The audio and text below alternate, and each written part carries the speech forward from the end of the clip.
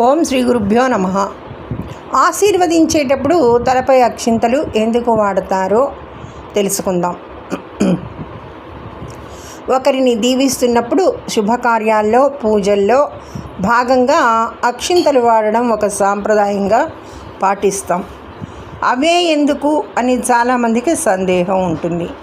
వాటికి బదులు రకరకాల పూలు వేయొచ్చు కదా అన్న సందేహం కూడా వస్తుంది. పూల కన్నా అక్షింతలు వాడడం వెనుక అంతరం పెద్దది అంటున్నాయి పురాణాలు. అక్షింతలు అంటే క్షతము, నాశనం కానివి అని అర్థం. బియ్యం శుభానికి, సమృద్ధికి సంకేతం. పసుపు క్రిమి సంహారకాలను నివారిస్తుంది. ఈ రెండింటినీ కలపడం వల్ల ఆరోగ్యకరమైన అభివృద్ధి ఉంది. అందుకే దీవించేందుకు వీటిని ఉపయోగిస్తారు. అయితే వీటిని ఎలా పడితే అలా వేయకుండా పెద్దవాళ్ళు చిన్నవాళ్ళ తలలోని బ్రహ్మరంధ్రం పైన పడేలా అక్షింతలు వేస్తూ దీవించాలి. దానివల్ల అక్షతమైన ఆయురారోగ్యాలు, ఎలాంటి ఆటంకాలు లేని అభివృద్ధి సిద్ధిస్తాయని చెబుతారు. అక్షింతల్ని అలా తలలోని బ్రహ్మరంధ్రం పైన చల్లడం వల్ల శరీరంలో సానుకూల తరంగాలు ఉత్తేజితమవుతాయి. ఇక పూజలో భాగంగా కొన్నిసార్లు గంధం కానీ కుంకుమ కానీ సరిపడా పువ్వులో అందుబాటులో ఉండకపోవచ్చు. అలాంటప్పుడు వాటన్నిటికీ బదులుగా అక్షింతలు వాడడం సరైన పరిష్కారమని శాస్త్రాలు చెబుతున్నాయి. అంటే అక్షింతలు పూజా సామగ్రిలోని లోటును పూడ్చేందుకు ఉపయోగపడతాయి.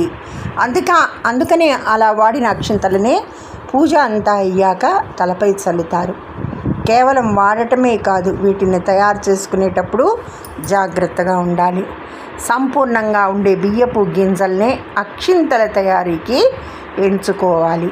బియ్యం కూడా తెల్లగా శుభ్రంగా ఉండాలి. వాటిలో ఆవు నెయ్యి వేసి పసుపు కలిపినప్పుడు అవి సరైన అక్షింతలు అవుతాయి.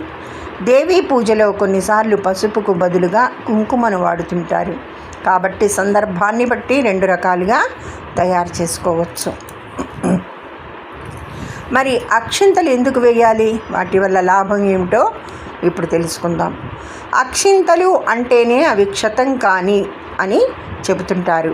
అంటే రోకలిపోటుకు విరగవని అర్థం వస్తుంది.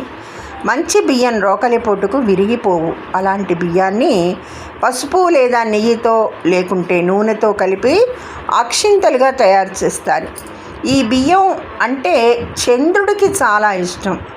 మనస్సులకు పెద్దవాడైన చంద్రుడి ప్రభావం మానవులపై అధికంగా ఉంటుందని చెప్తారు. మనిషి యొక్క మనసు, గుణము, బుద్ధి, వ్యసనము ఇవన్నీ చంద్రుడిపైన ఆధారపడి ఉంటాయట.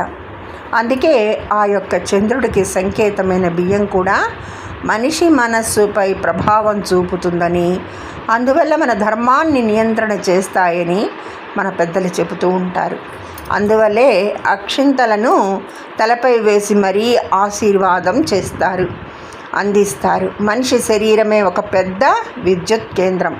ఇందులో విద్యుత్ సరఫరా అనేది హెచ్చు తగ్గులు వస్తూ ఉండడం సర్వసాధారణం. అయితే ఈ వ్యత్యాసాలు మనిషి యొక్క మనసు మీద, వారి ఆరోగ్యం మీద ప్రభావాన్ని చూపుతాయని, అయితే బియ్యానికి విద్యుత్ శక్తిని గ్రహించే తత్వం కూడా ఎక్కువగా ఉంటుందని చెప్తుంటారు.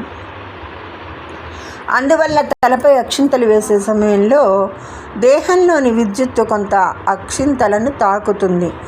ఆశీర్వదించే వారి నుంచి ఆశీర్వచనాలు తీసుకునే వారికి కొంత విద్యుత్ సరఫరా అవుతుంది. అందువల్ల తలపై అక్షింతలు వేయడం ద్వారా వాటిలోని విద్యుత్తు గ్రహించి దేహానికి సరఫరా చేస్తుంది మన శిరస్సు.